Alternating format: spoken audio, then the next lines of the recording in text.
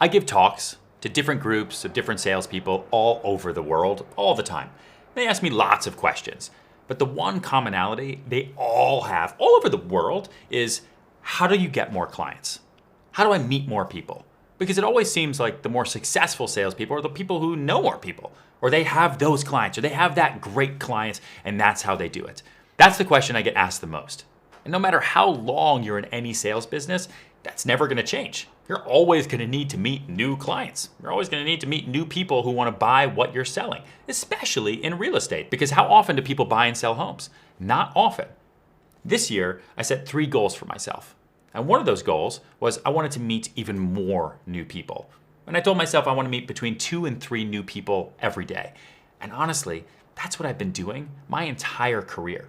Because remember, when I first moved to New York City, I didn't know anybody. I lived in Koreatown on the corner of 31st and Broadway. And I lived by myself in a tiny little studio, maybe the size of my little desk office here. I'm not joking. And I didn't know anybody. So the first people that I met ever in this business were people that I met on Craigslist, who would call me on ads for some rental apartments, and people that I meet on the corner of 49th and Madison, which is where my first office was above Burger Heaven, and people that I meet in Starbucks. And it's a little bit embarrassing, but some of my first clients, part of my first network, and whose emails and information I still have to this day, were pregnant women. Because I didn't know how to talk to random strangers because it totally freaked me out.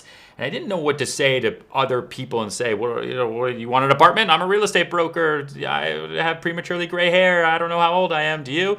No, it's super weird. But pregnant women, they looked like they needed more space. Now listen, I'm not advising you to go do that. I'm just giving you a real life example, because I'm a real life real estate agent doing this every single day, for how I met my first initial clients. And I would tap them on the shoulder in Starbucks, and I'd say, you look like you need more space. It always elicited some type of laugh. It was always a little bit uncomfortable, but that was my first client. Completely crazy. And that was kind of my first network base.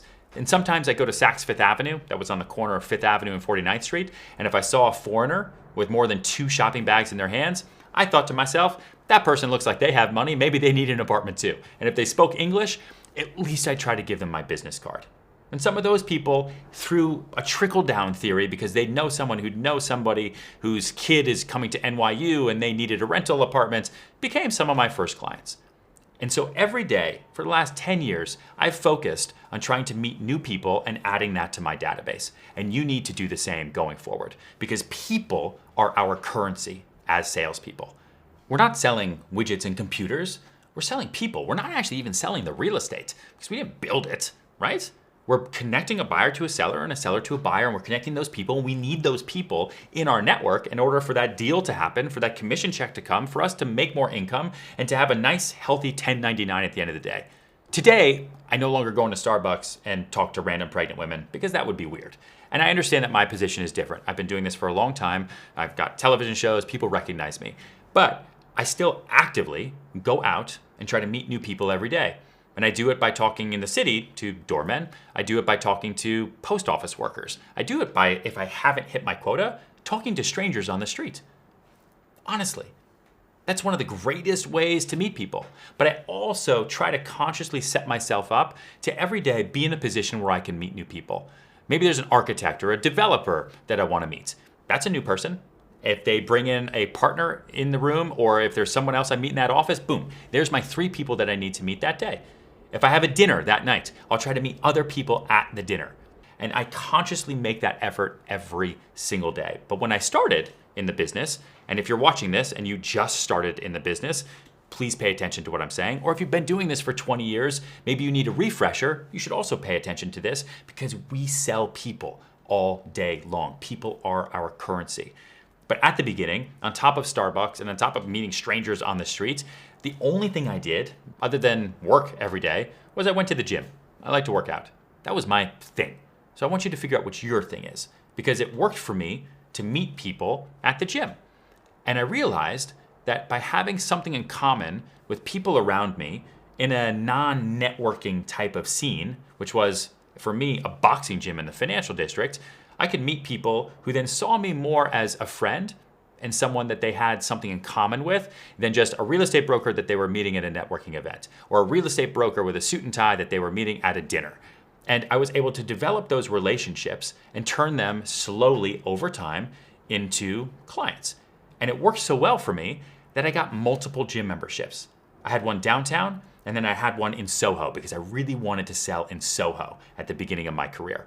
And so I would go to a gym that was on the corner of Prince and Broadway, and I would work out there in the middle of the day because I said, you know what, I'm gonna get that lunchtime crowd. And I wasn't a weirdo about it. I didn't just walk into the gym with a suit and tie and say, hey, how much do you bench? You wanna buy an apartment? No, don't do that, that's weird. I would actually kind of work out. Now, I didn't work out 3 times a day, but I would go and I would try to figure out ways to blend in and to find people who had common interests. At the end of the day, I'd pick a gym that I would go to on the Upper East or Upper West Side, and I would go there, and I would try to meet new clients.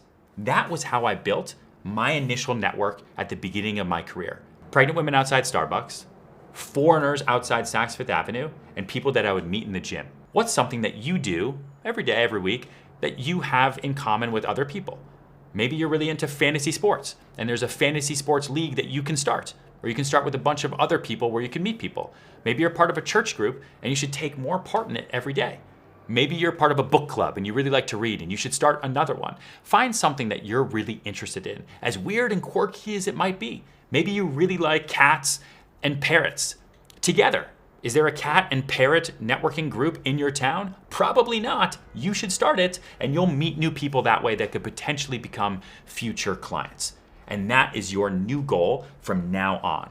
You're gonna meet between 2 and 3 new people every day. So no matter what happens with your life, no matter what happens, if you have a good day or a bad day, you'll know that you are successful because you've started to build your network and you've started to increase the amount of people that you know who one day, maybe not today, but one day will be sellers or buyers.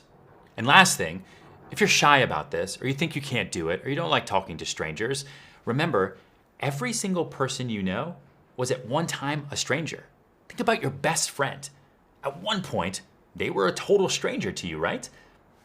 People all start as strangers to us, but then you find something in common. Maybe you were introduced to them, maybe they sat next to you in school, and they slowly became your friend. So all you have to do is replicate that a little bit every day, because people don't like to be sold, but they love shopping with friends. You make more strangers your friends, you'll make more clients who actually want to be sold to, you will be more successful, you will make more money.